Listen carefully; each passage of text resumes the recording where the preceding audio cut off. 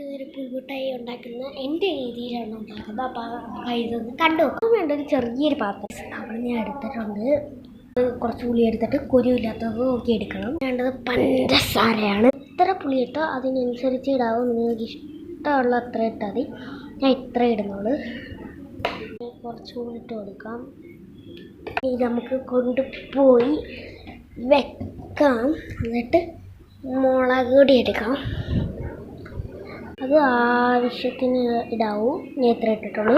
പിന്നെ വീണ്ടും അത് തന്നെ കൊണ്ടുവച്ചിട്ട് ഇത് നമുക്ക് കുറച്ച് നീക്കി വെച്ചിട്ട് ഇതിങ്ങനെ ആക്കാം. സംശയം തോന്നാതിരിക്കാൻ കുറച്ച് തണ്ണിങ്ങനെ വെച്ചിട്ടുണ്ട്.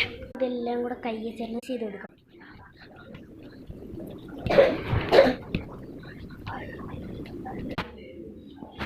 നിങ്ങൾക്ക് വേണമെങ്കിൽ പഞ്ചസാരയിലൊക്കെ ഡിപ്പ് ചെയ്യാം കേട്ടോ. ഇങ്ങനെ ടേസ്റ്റ് ചെയ്ത് നോക്കി അടിപൊളി ടേസ്റ്റാണ്. എല്ലാവരും ട്രൈ ചെയ്യണം. ചിലപ്പോൾ